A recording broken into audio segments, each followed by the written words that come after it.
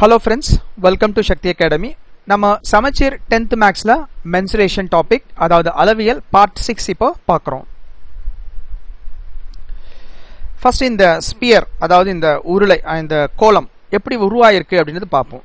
இது எப்படி உருவாக்கப்படுது அல்லது எப்படி உருவாகுது அப்படின்னு பார்ப்போம். ஒரு பாதி சர்க்கிள் அதாவது செமி சர்க்கிள், அப்புறம் இல்லை இதை அரைவட்டம் அப்படின்னு சொல்லலாம்.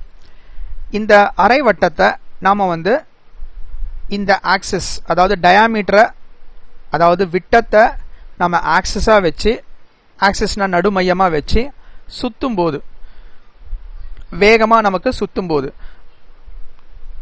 நமக்கு கிடைக்கக்கூடிய ஒரு ஷேப் தான் வந்து இந்த பால், வேற ஒன்றுமே இல்லை. ஸோ பால்ன்றது புரியறதுக்காக சொல்கிறது, ஆனால் அதோட அந்த பால்ன்றது ஒரு பொருள். அது என்ன ஷேப்பில் இருக்குன்னு கேட்டால் ஸ்பியர் அப்படின்றது இருக்குது. அது என்ன வடிவத்தில் இருக்கு? கோலம் அப்படின்ற வடிவத்தில் இருக்கு. ஆனால் பால்ன்றது ஒரு பொருள், அவ்வளோதான். சரி, அப்போ நமக்கு புரியுது இந்த ஸ்பியர் எப்படி உருவாக்கப்படுது அல்லது எப்படி இது வந்து உருவாகுது அப்படின்னு பார்த்தா, ஒரு செமி சர்க்கிளை நாம ஆக்சிஸ் டயாமீட்டர் ஆக்சிஸாக வச்சு அதாவது நடு மையமாக வச்சு இதை சுற்றும் போது நமக்கு கிடைக்கக்கூடிய ஒரு ஷேப் தான் வந்து ஸ்பியர் அப்படின்றத நாம புரிஞ்சுக்கணும். அடுத்ததா இந்த ஸ்பியர்ல சில வார்த்தைகள் பயன்படுத்துறோம். அதாவது கிரேட் சர்க்கிள், அப்புறம் ஸ்மால் சர்க்கிள். அதாவது பாருங்க, இங்க நம்ம வந்து மீப்பெரு வட்டமாகும், அப்புறம் சிறிய வட்டங்களாகும் அப்படின்ற இந்த வார்த்தைகள் இதை பத்தி தெரிஞ்சுக்கணும். இப்போ ஒரு பந்து மாதிரி இருக்கு, இதை நீங்க இந்த இடத்துல கட் பண்றீங்க அப்படின்னா உங்களுக்கு கிடைக்கக்கூடியது வந்து ஒரு சர்க்குலர் ஷேப் தான் கிடைக்கும், ஒரு சர்க்கிள் தான் கிடைக்கும், அதாவது ஒரு வட்ட வடிவம் தான் கிடைக்கும். அதாவது இந்த இடத்துல நீங்க கட் பண்ணும்போது ஸோ இந்த வட்ட வடிவம் இருக்கு பார்த்தீங்களா, இது வந்து ஸ்மாலர் இன் சைஸாக இருக்கும். எதோட கம்பேர் பண்ணும்போதுனா இந்த நடுவில் இருக்கிறதோட கம்பேர் பண்ணும்போது. சப்போஸ் நான் கரெக்டாக நடுவில் இந்த இடத்துல வெட்டுறேன் அப்படின்னா இந்த இடத்துல இதை பாதியாக கரெக்டாக அப்படி வெட்டுறேன். அப்படி வெட்டும்போது இந்த இடத்துல கிடைக்கக்கூடிய சர்க்குலர் ஷேப் வந்து பெருசா இருக்கும். எதை விடனா இந்த இடத்துல நம்ம வெட்டும் போது கிடைக்கக்கூடிய சர்க்குலர் ஷேப்பை விட இது பெருசா இருக்கும். அல்லது இருக்கிறதுலே நம்ம வெட்டும் போது பெருசா கிடைக்கக்கூடிய ஒரு சர்க்குலர் ஷேப், ஒரு வட்ட வடிவம் இருக்கு பாத்தீங்களா, அதை தான் வந்து தமிழ்ல மீப்பெரு வட்டம் அப்படின்னு சொல்றோம், இங்கிலீஷ்ல கிரேட் சர்க்கிள் அப்படின்னு சொல்லி சொல்றோம். இதையே வந்து நம்ம வேற மாதிரி சொல்றதா இருந்தா கரெக்டா மையத்துல கரெக்டா சென்டர் பாயிண்ட்ல நம்ம வெட்டும் போது கிடைக்கக்கூடிய அந்த ஷேப் வந்து பாத்தீங்கன்னா, அப்போ கரெக்டா நடுவில் வெட்டும் போது என்ன இந்த பந்து வடிவத்தில் இருக்கிறது ரெண்டு துண்டா ஆகும். அப்படி ரெண்டு துண்டா ஆகும்போது ரெண்டு துண்டும் ஈக்குவல் சைஸ்ல இருக்கும். அதை தான் நம்ம கிரேட் சர்க்கிள்னு சொல்றோம். அதை தவிர்த்து நம்ம வேற எந்த இடத்துல வெட்டினாலும் நமக்கு சர்க்கிள் ஷேப் கிடைக்கும். ஆனா அது இந்த நடுவில் இருக்கக்கூடிய கிரேட் சர்க்கிளை விட மீப்பெரு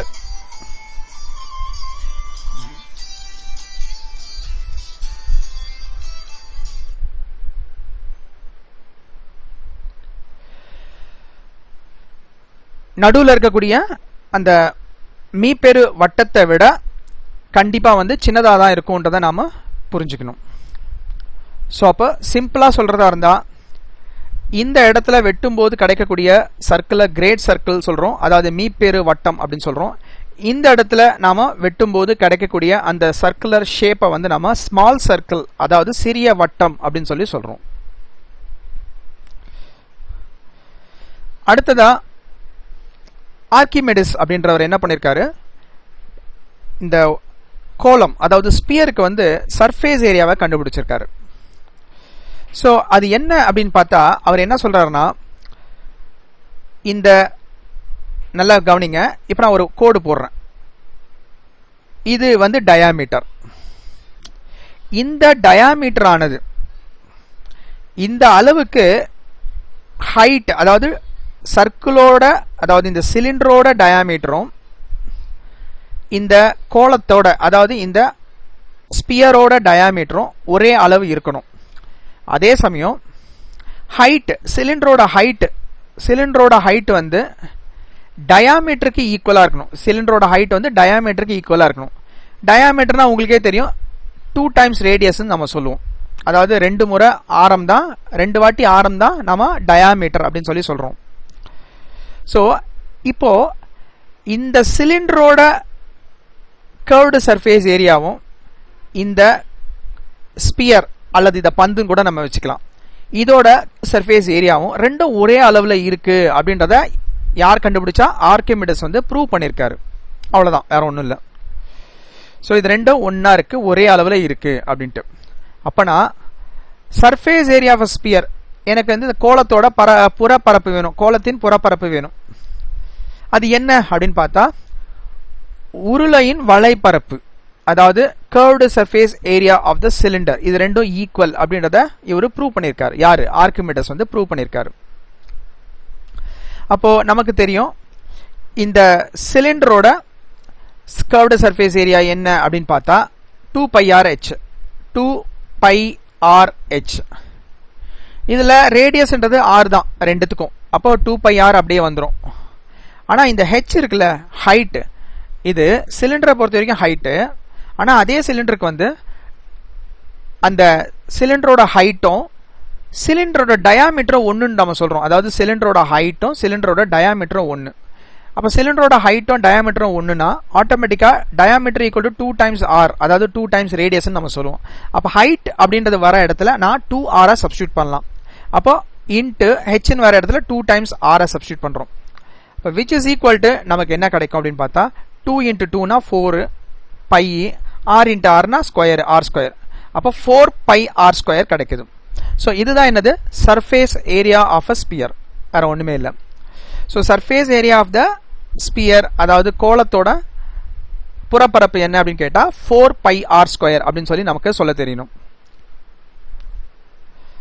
அடுத்ததா அந்த ஆக்டிவிட்டி, அதாவது ஆர்கிமிடிஸ் சொன்னது உண்மைதானா அப்படின்னு சொல்லி நம்ம செக் பண்றதுக்கான ஒரு ஆக்டிவிட்டி என்னன்னா, அந்த ஆக்டிவிட்டியில அவங்க ஃபர்ஸ்ட் சொல்றது take a sphere of radius r, அதாவது ஒரு பந்து வடிவத்தை எடுத்துக்கங்க, அதோட ரேடியஸ் வந்து 6 இருக்கணும் அப்படின்னு சொல்லி கொடுத்துருக்காங்க. Take a cylinder whose base diameter and height are equal to the diameter of the sphere.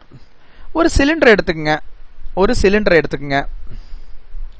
இந்த சிலிண்டரோட பேஸ், அதாவது இதோட டயாமீட்டர், அதே மாதிரி இதோட ஹைட், அந்த ஹைட்டும் டயாமீட்டரும் ஈக்குவலா இருக்கணும். எதுக்கு ஈக்குவலா இருக்கணும்னா இந்த ஸ்பியரோட டயாமீட்டருக்கு ஈக்குவலா இருக்கணும் அப்படின்னு சொல்லி கொடுக்குறாங்க.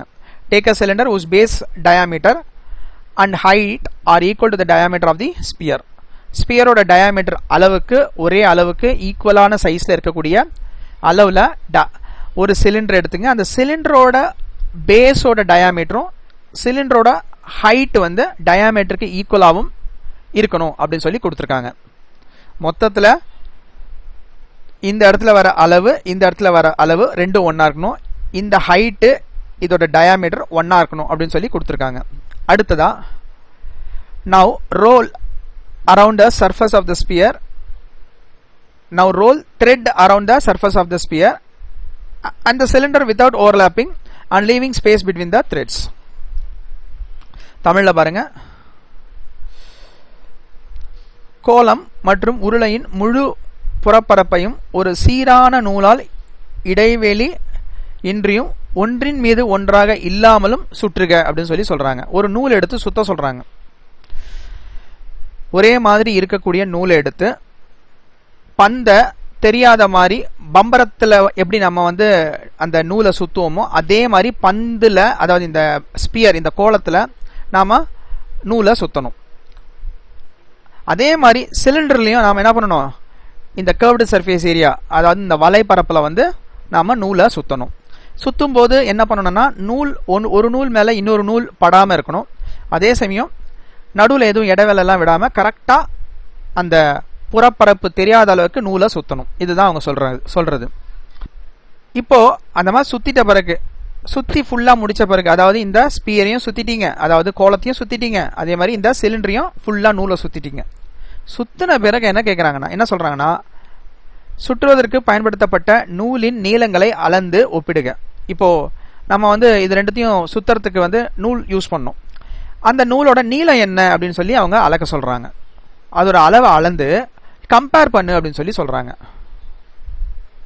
என்ன சொல்றாங்க, use this information to find surface area of sphere. So இந்த தகவலை பயன்படுத்தி சர்ஃபேஸ் ஏரியா ஆஃப் த ஸ்பியரை நம்ம கண்டுபிடிக்கலாம், பயன்படுத்துங்க அப்படின்னு சொல்லி சொல்றாங்க. நாம என்ன புரிஞ்சுக்கணும்னா, நம்ம ஒரு விஷயம் புரிஞ்சுக்கணும், இந்த நூலை கரெக்டா நாம இடைவேளை இல்லாம கரெக்டா இந்த சிலிண்டர்ல நாம நூலை சுத்துறோம். இங்க நான் வரையறதுல வந்து உங்களுக்கு கேப் இருக்கும், பட் கரெக்டா சுத்துறோம்னு வச்சுப்போம். அதே மாதிரி இந்த பந்துலையும் கரெக்டா இடைவேளை இல்லாம கரெக்டா நூலை சுத்துறோம். இந்த நூலை சுத்தின பிறகு அத நீளத்தை நீங்க அளந்து பாக்குறீங்க. அளந்து பார்த்தா எக்ஸாக்டா இந்த பந்து மேல சுத்தப்பட்ட அந்த நூலின் நீளமும் இந்த சிலிண்டர் மேல சுத்தப்பட்ட, அதாவது வலைபரப்புல சுத்தப்பட்ட கர்வ்டு சர்ஃபேஸ் ஏரியால சுத்தப்பட்ட அந்த நூலின் நீளமும் ஈக்குவலா இருக்கு. அதுதான் நீங்க புரிஞ்சுக்கணும். அது ஈக்குவலா இருக்கிறதோட தான் நம்ம என்ன சொல்றோம், சிலிண்டரோட கர்வ்டு சர்ஃபேஸ் ஏரியா, அதாவது டயாமீட்டரும் ஹைட்டும் ஒரே அளவுல இருக்கக்கூடிய சிலிண்டரோட கர்வ்டு சர்ஃபேஸ் ஏரியா எதுக்கு சமமா இருக்குன்னா, இந்த பந்து அல்லது இந்த ஸ்பியர் இதோட டயாமீட்டர் வந்து சிலிண்டரோட டயாமீட்டருக்கு ஈக்குவலா இருக்கும் பட்சத்தில் இந்த பந்தோட புறப்பரப்பு, அதாவது சர்ஃபேஸ் ஏரியா வந்து ஈக்குவலா இருக்கு. எதுக்கு? சிலிண்டரோட கர்வ்டு சர்ஃபேஸ் ஏரியாவுக்கு சரி சமமா இருக்கு அப்படின்றத நாம நிரூபிக்க முடியும் இந்த நூலை சுத்துறது மூலமா. அவ்வளவுதான், வேற ஒண்ணுமே இல்லை. ஸோ இதன் மூலமா நம்ம புரிஞ்சுக்கலாம், என்ன புரிஞ்சுக்கலாம்னா, சர்ஃபேஸ் ஏரியா ஆஃப் த ஸ்பியரும் curved surface area of the சிலிண்டரும் ஒன்று. இங்க வார்த்தை தான் ரொம்ப முக்கியம். இங்க சிலிண்டர்ல கர்வ்டு சர்ஃபேஸ் ஏரியான்னு சொல்றோம், வலைபரப்புன்னு சொல்றோம். ஆனா ஸ்பியர்ல வந்து வலைபரப்புன்னு ஒன்று கிடையாது. அதை நல்லா புரிஞ்சுக்கணும். அங்க புறப்பரப்பு, அவ்வளவுதான். அதாவது கர்வ்டு சர்ஃபேஸ் ஏரியான்னு ஒன்று கிடையாது.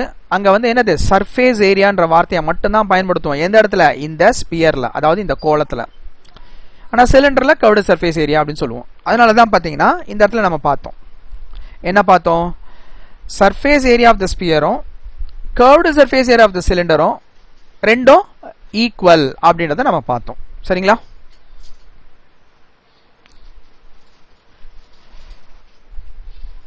மீண்டும் இதோட தொடர்ச்சி நம்ம அடுத்த கிளாஸ்ல பார்க்கலாம். நன்றி. மீண்டும் அடுத்த கிளாஸ்ல சந்திக்கிறேன்.